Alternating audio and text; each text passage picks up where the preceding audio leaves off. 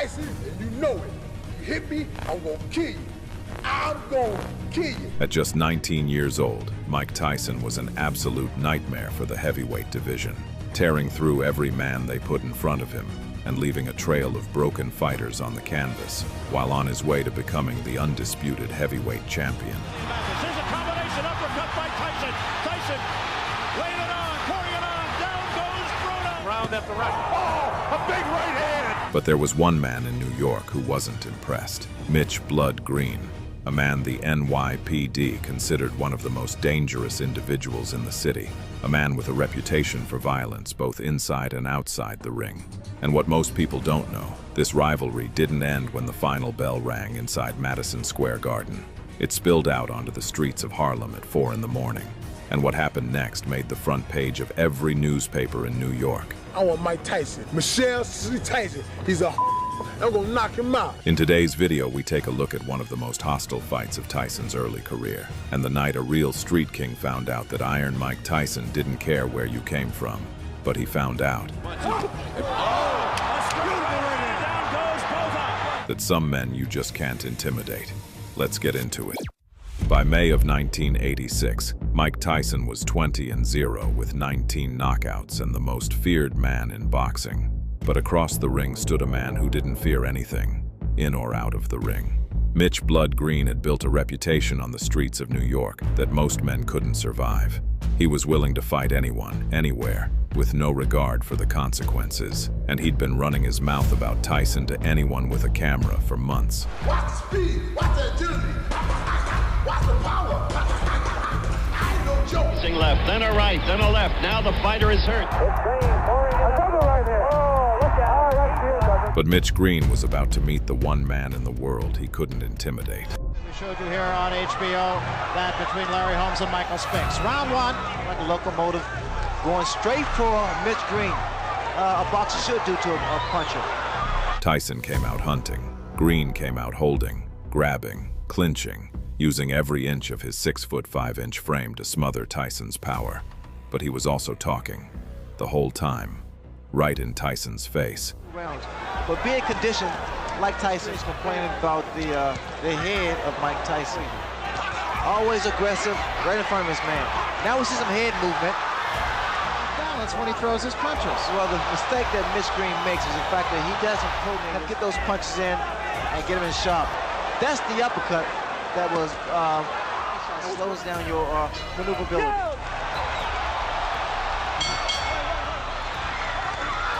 Good left hand by Tyson. Bad habit of leaning back. Watch the left hook of Mike Tyson land every time Mitch Green moves backwards. So he's able to throw quicker shots. There's the left hook I was talking about. There is no mouthpiece in Mitch Green's mouth. He was knocked out by a left hook. Green needs to keep that mouth shut. He did draw a warning from Luis Rivera, the referee, about holding. Green's in trouble. The body shots. Watch for the left hook. There it is again, Barry. And again, Mike Tyson bolting out of his corner right on top. That's exactly what Green's corner. Green has been bleeding from inside the mouth. Tyson had against Tillis. And what a shot! Tyson landed a straight left jab that sent Green's mouthpiece flying across the ring. Then his bridge. Then a couple of teeth. Green kept talking. Hands high. He works his way in. That was a right hook. You have to think, Ray, that maybe the Tillis fight woke him up.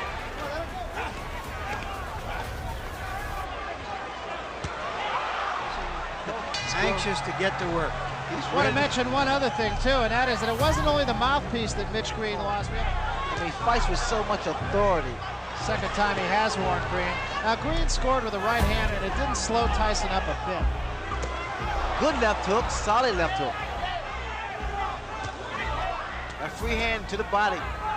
And that's something that he did not do against Quick Tillis. Yo. Come on, babe. Both men continued trading after the bell. The referee had to leap between them. Larry Merchant noted from ringside, "They don't have any bells on the street corners." That important since Tyson won the last round and Mitch Green indicated that he was boxing. Another big left hook. We talked to him about that. Tyson's talking to Mitch now. slip punches. Big right hands he hits. Can be learned in talking to some of the people he fought. Look at here. Just laughing at him.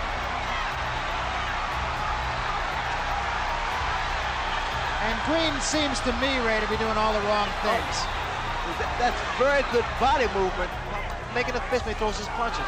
Good left hook. Another big left hook. And good, beautiful uppercut.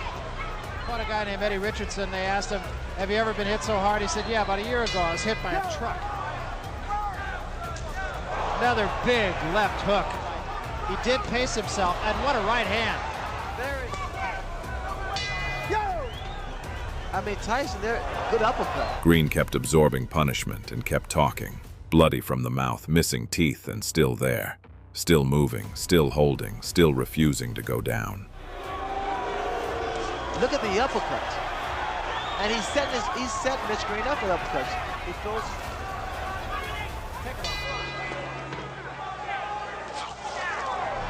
That was a good attempt with that right hand for Tyson.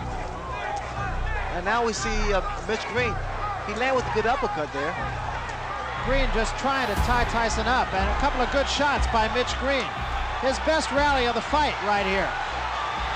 Look here. No. He's caught Tyson 4 or 5 times, and Tyson for the first time seems a little bit puzzled. Well, he's here again.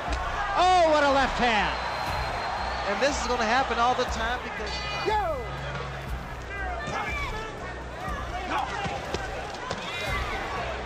Tyson's arms are short, so he has a tendency to critique Tyson's performance, the fact that he's remained composed. For Mitch Green, it's pretty much survival. It seems to be something that runs through all of Mike Tyson's opponents. That about not getting the type of money that he wants, but the fact is, he has to prove himself here. And the mouthpiece goes again. What's going to happen? He's going to figure out a better way to approach fights like this. Those shots to the body, I love those body shots. Let's go more effective punches. The crowd not real thrilled with the goings on here. Boxer, puncher, and it's been pretty much of a dance for Mitch Green. And we come to just about the end of it here. Another day in the classroom. Big left hand to end things. The final bell rang. Green had done something only one man before him had done. Survived all 10 rounds with Mike Tyson. He didn't win, but he didn't go down. And as far as Mitch Green was concerned, that was its own kind of victory. Tyson was the undisputed heavyweight champion of the world. It was 4 a.m. in Harlem. Tyson was at Dapper Dan's boutique buying a leather jacket. Mitch Green walked in. Green was reportedly on PCP.